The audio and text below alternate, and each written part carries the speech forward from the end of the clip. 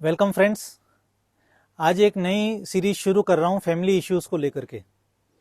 जी हाँ, हम लोगों ने एम्प्लॉयमेंट को लेकर के वीडियोस बनाए हैं और अदर इश्यूज़ इकोनॉमी को लेकर के, जियोपॉलिटिक्स को लेकर के बहुत सारे वीडियोस बनाए हैं। इसी कड़ी में आज फैमिली इश्यूज़ को लेकर के एक सीरीज शुरू करने वाले हैं। इसका आज पहला एपिसोड है।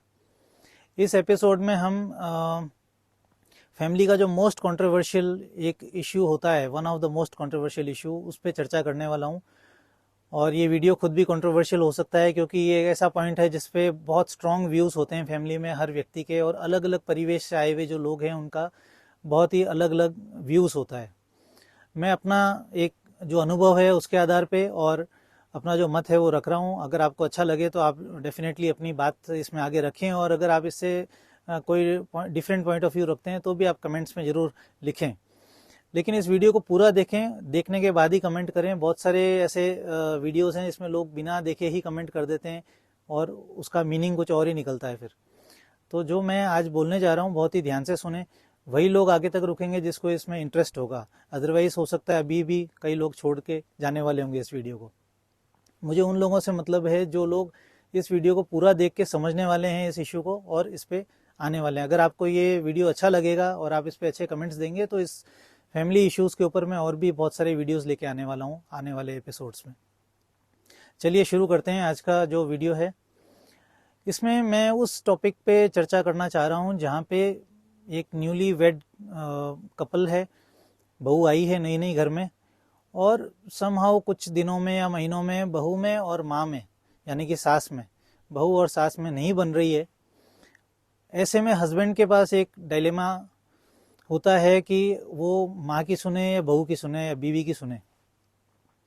माँ और बीवी के बीच में जो एक पिसता है और उसको एक क्लैरिटी नहीं मिलती है कि करना क्या चाहिए। बहुत लोग बहुत तरह की राय उसको देते हैं, उसके खुद के भी बहुत स्ट्रॉन्ग राय हो सकती है डिपेंडिंग उसका रिलेशनशिप कैसा है दोनों के साथ में।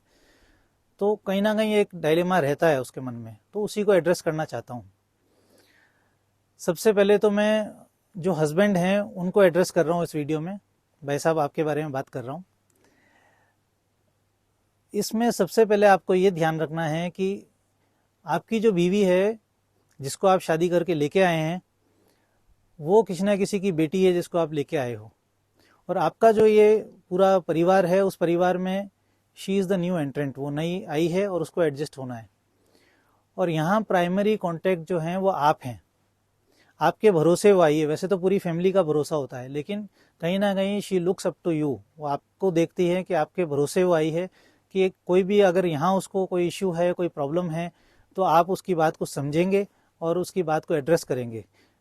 मैं ये नहीं बोल रहा हूँ कि आप उसका पक्ष लेंगे, लेकिन एटलीस्ट उसकी बात को सुनेंगे और सुन करके उसके लिए स्टैंड लेंगे। कई बार ऐसा आता है कि हस्बैंड्स का बहुत जगह देखा है कि ये स्टैंड होता है, नहीं मैं मेरी माँ को बहुत प्यार करता हूँ, मेरी माँ कभी गलत नहीं हो सकती है, और माँ जो भी बात कह रही है मैं उसी के साथ रहने वाला हूँ, बहू की मैं नहीं सुनूंगा, ये नहीं आई है, तुमको हमारी फैमिली के बारे में नहीं पता है, मेरी माँ के बारे में नहीं पता है। मान लिया आप अपनी माँ को बहुत प्यार करते हैं, करना भी चाहिए। बहू नई नई आई है, उसको नहीं पता है, ये भी मान लिया। लेकिन उसको समझाने की जवाबदारी किसकी है? जो आपके फैमिली का सेटअप है उस सेटअप में उसको जेल कराने की जवाबदारी किसकी है? वो आपकी है, प्राइमरी रेस्पॉन्सिबिलिटी। जो भी आज आपके ब्लड रिलेशन है, इमीडिएट जो फैमिली है, मैं उसकी बात कर रहा हूँ, चाचा बुआ उनकी बात अलग है। जो इमीडिएट फैमिली है, माँ बाप, आप, आपके कोई भाई बहन जो साथ रहते हैं, आपकी वाइफ और आपके बच्चे जो या तो हो गए हैं या होने वाले हैं, इस पूरे रिलेशनशिप का जो चार्ट है, इस चार्ट के अंदर आपका और आपकी वाइफ का एक ब्लड रिलेशनशिप नहीं है। बाकी सब में आपका, आपके जो पेरेंट्स हैं उनका और आपके बीच में एक ब्लड रिलेशनशिप है, एक लीनिएज है, और आने वाले जो बच्चे हैं या जो बच्चे हो चुके हैं उसमें भी एक ब्लड लीनिएज है। वाइफ ही एक ऐसे हैं, हस्बैंड और वाइफ, जिनका आपस में ब्लड रिलेशनशिप नहीं है। वो जो रिलेशनशिप है वो ट्रस्ट का रिलेशनशिप है। आप एक ट्रस्ट से अपनी बीवी को लाए हैं और बीवी एक ट्रस्ट पे आपके साथ आई है।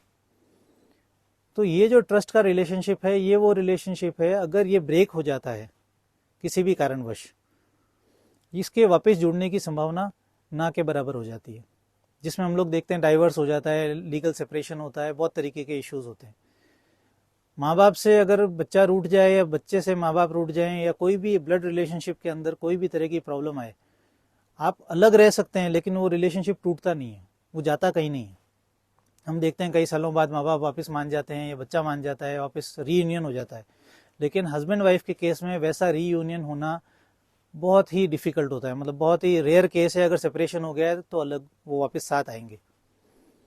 तो मेरा पॉइंट हस्बैंड्स को ये है कि आप सबसे पहले ये ध्यान रखें आने वाले टाइम में, यानी कि जब आप 35 साल के, 40 साल के, 50 साल के, 55 साल के हो जाएंगे, जब आपके बच्चे बड़े हो जाएंगे, जब हो सकता है शायद आपके माँ बाप भी साथ में नहीं होंगे या तो वो बहुत ओल्ड हो गए होंगे, मतलब वो एक्टिवली आपके साथ नहीं होंगे, रह रहे हैं, और या जो भी एक फाइनल सबका रिजल्ट होता है कि स्वर्गलोक हो गया है, कुछ भी इस तरह के इश्यू हो गए, माँ बाप साथ नहीं है, तो आप और आपकी बीवी, वो दो ही एक ऐसा रिलेशनशिप है जो उसके बाद कंटिन्यू करता है लाइफ लॉन्ग। बच्चे भी सेटल हो जाते हैं अपनी लाइफ में, उनकी शादियां हो जाती है, वो अपने उसमें बिजी हो जाते हैं, माँ बाप रहते नहीं है, बचे कौन? हस्बैंड और वाइफ।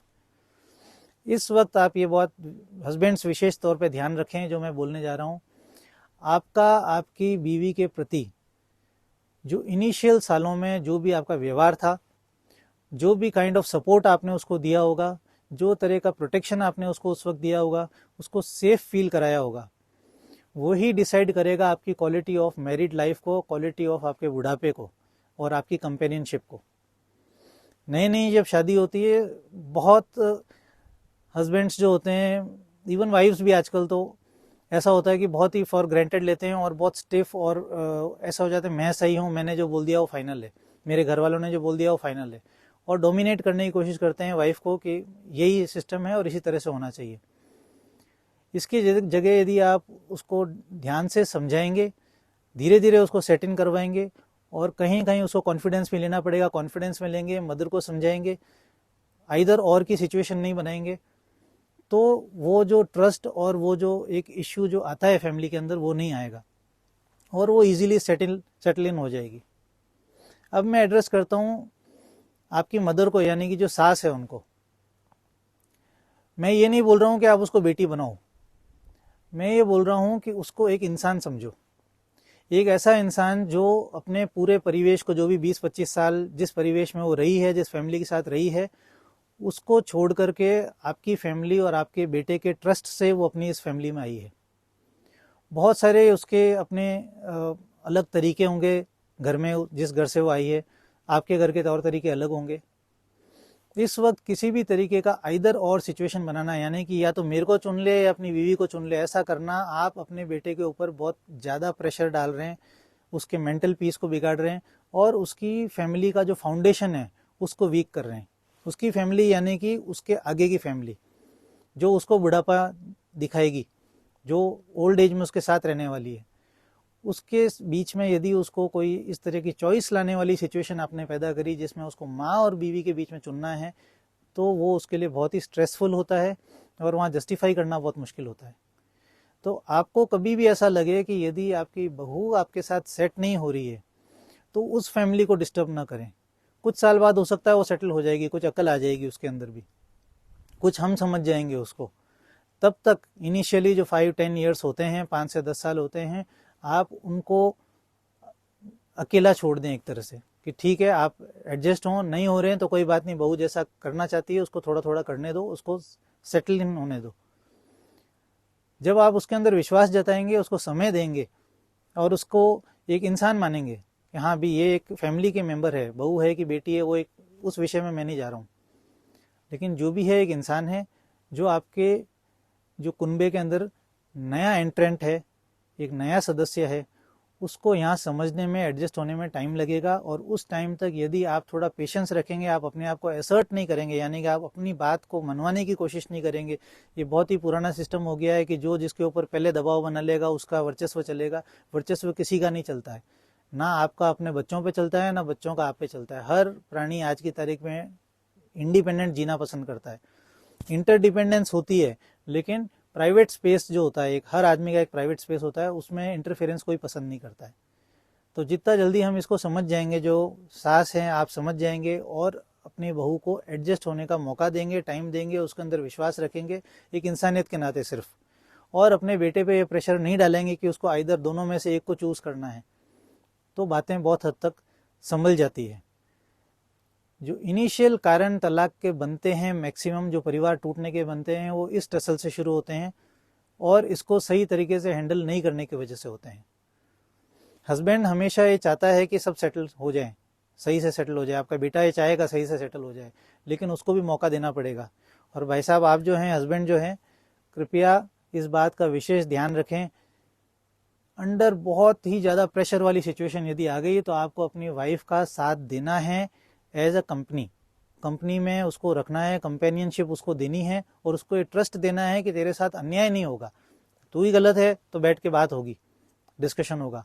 लेकिन यदि ऐसा लग रहा है कि कुछ अन्याय हो रहा है, कुछ भी हो रहा है, तो उसको टाइम देना, उसके साथ खड़े रहना, उसको एटलीस्ट ये विश्वास होना कि हाँ, उसकी बात को भी घर में रखने वाला एक सदस्य है जिसके भरोसे वो आई है।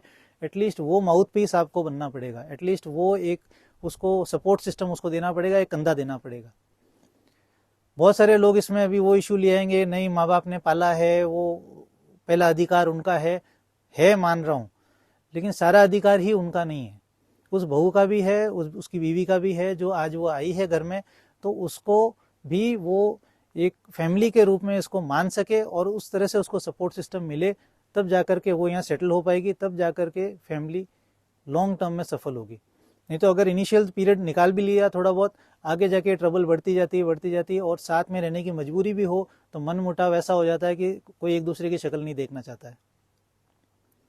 मेरे ख्याल से मैंने इस टॉपिक को एक शॉर्ट वे में, क्योंकि बहुत बड़ा टॉपिक है, इस पर घंटों बात की जा सकती है और हर फैमिली की अपनी इंडिविजुअल सिचुएशन होती है, उसको मानते हुए मैं जो बात कर रहा हूँ एक मेजोरिटी की बात कर रहा हूँ। अपवाद सब जगह होंगे, मेजोरिटी की बात कर रहा हूँ। तो अगर मेजोरिटी में ये सेंस शुरू में रख लिया गया, यानी कि हस्बैंड के द्वारा अपनी वाइफ को एक सपोर्ट दिया गया, एक उसके साथ खड़े रहे और उसकी बात को भी प्रॉपर वेटेज दिया गया, और इसी तरीके से जो सास है, जो बेटे की माँ है, वो यदि अपनी बहू को एक इंसान समझे सिर्फ और उसको समय देवे कि वो एडजस्ट हो, उस पर बहुत ज़्यादा प्रेशर नहीं दिया जाए कि इमीडिएटली अपनी हमारी जो सिस्टम है उसके अंदर फॉलो इन करो और ये करो, ऐसा करो, वैसा करो, वो ना करते हुए समय दिया जाए, तो शादियाँ बहुत सक्सेसफुल हो सकती है। फैमिली में समय के साथ एक माहौल बन जाता है और माहौल बनने के बाद वो भी सेटल इन कर जाती है। वो भी यहाँ सेटल होने आई है, यहाँ अलग होने नहीं आई है। अपवाद सब जगह होते हैं, मैं अपवाद की बात नहीं कर रहा हूँ, मैं जनरल बात कर रहा हूँ। जनरली हर आदमी फैमिली लाइफ को सेटल करना चाहता है, बीवी भी और हस्बैंड भी और घर वाले भी। लेकिन ये छोटे छोटे जो इश्यूज होते हैं, इनिशियली अगर इसका ध्यान रख लिया जाए तो आगे जाकर के बहुत ही एक सेटल्ड फैमिली हमें मिल सकती है, जो कि एक आपके प्रथा बन जाती है घर के अंदर, एक लेजेंड बनता है कि हाँ साहब, इस घर के अंदर जो है बहुएं आती है, अच्छे से एडजस्ट हो जाती है, फैमिली बहुत अच्छी है, खानदानी जिसको बोलते हैं वो है। हमें वो करना है। यदि आपको वीडियो अच्छा लगा और पॉइंट्स अच्छे लगे तो कमेंट्स जरूर करें। अगर आपका इस बारे में कुछ अलग विचार है तो भी आप जरूर रखें। I hope you like the video. अगर आप और भी इस टॉपिक्स पे बात करना चाहें तो वो भी लिखें, मैं जरूर आगे टॉपिक्स लेके आऊँगा। Thank you. जय हिंद।